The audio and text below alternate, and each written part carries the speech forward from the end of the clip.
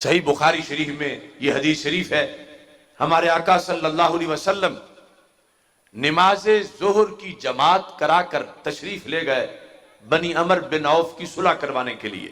یہ وہ علاقہ ہے جہاں مسجد قباء ہے۔ سرکار فرما گئے میں نہ پہنچا تو ابو بکر صدیق کو کہنا عصر کی جماعت کرائیں۔ مصلی پہ صدیق اکبر رضی اللہ تعالیٰ کو کھڑا کیا گیا اور پیچھے صحابہ نے صفیں بنائیں، تکبیر تحریمہ ہو گئی، نیت باندھ لی گئی۔ اتنے میں ہمارے نبی علیہ السلام بھی تشریف لے آئے۔ اب صحابہ کا امتحان شروع ہو گیا، کیا کریں؟ نماز ہے اور ادھر سرکار دو عالم صلی اللہ علیہ وسلم کی ذات ہے جو نماز لے کے آئے ہیں۔ اسماعیل دہلوی نے دہلی برانڈ توحید متعارف کرواتے ہوئے کہا تھا معاذ اللہ کہ اگر نماز میں نبی کا خیال آ جائے تو گائے گدے کے خیال سے معاذ اللہ برا ہے۔ اس پر پھر دلیلیں دیتا رہا کہ گائے کا بیوی کا خیال آیا تو تعظیم سے نہیں آئے گا، نبی کا آیا تو تعظیم سے آئے گا، اور نماز رب کی اور تعظیم نبی کی ہو تو کہنے لگا معاذ اللہ شرک ہو جائے گا، لہذا نماز میں نبی کا خیال نہیں آنا چاہیے، تعظیم کے ساتھ آ جاتا ہے۔ میں پوچھتا ہوں یہ مسجد نبوی شریف کے نمازیوں کی نماز تو دیکھو، اب نماز میں ان کا فیصلہ کیا تھا؟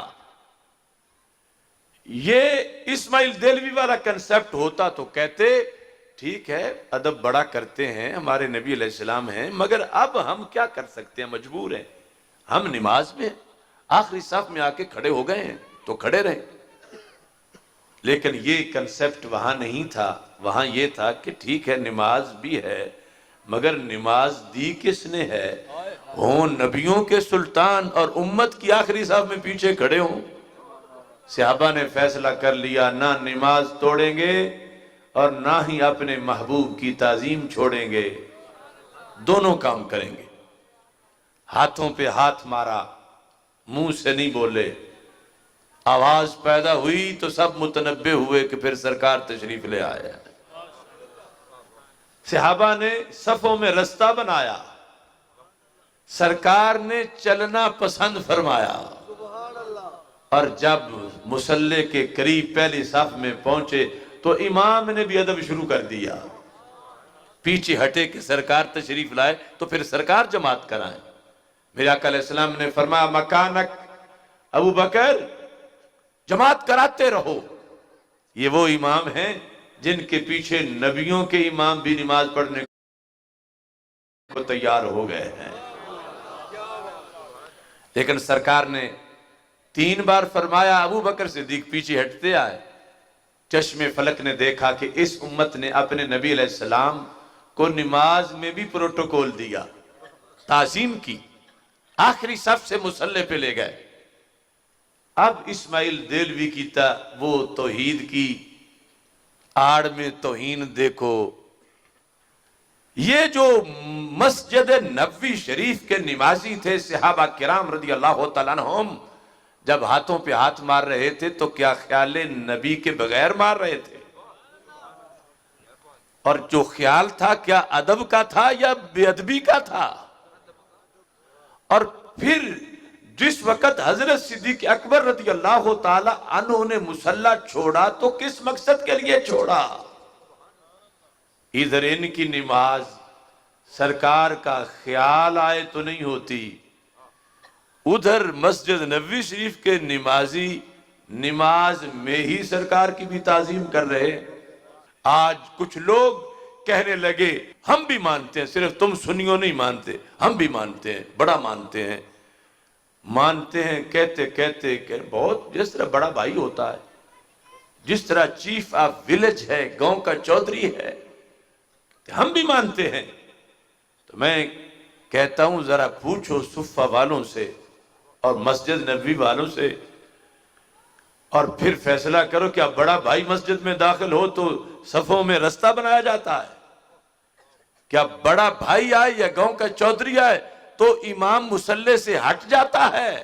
اب اس کا اگلا حصہ، جب سلام پھیرا میرے آقا علیہ السلام نے، حضرت صدیق اکبر صف میں چلے گئے، سلام پھیرا تو کہا ابو بکر میں نے کہا تھا جماعت کراتے رہو، تم نے مصلی کیوں چھوڑا؟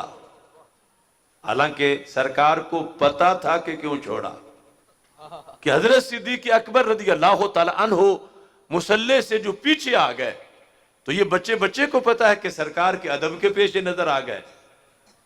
پوچھا اس لیے کہ صدیق بتائیں گے، صحابہ روایت کریں گے، بات چلتے چلتے عجم میں بھی جائے گی اور 15ویں صدی میں بھی خطبوں میں آئے گی۔ فرمایا ابو بکر کیوں مصلی چھوڑا؟ اب سنی کا جملہ سننا۔ حضرت صدیق اکبر رضی اللہ تعالی عنہ نے کہا ما کان لابن ابی قحافہ ان یصلی بین یدی رسول اللہ صلی اللہ علیہ وسلم، محبوب میں ہوں ابو قحافہ کا بیٹا، آپ ہیں رب کے رسول صلی اللہ علیہ وسلم، تو ابو قحافہ کے بیٹے کی کیا حیثیت کہ وہ رب کے نبی کے آگے کھڑا ہو کے نماز پڑھے؟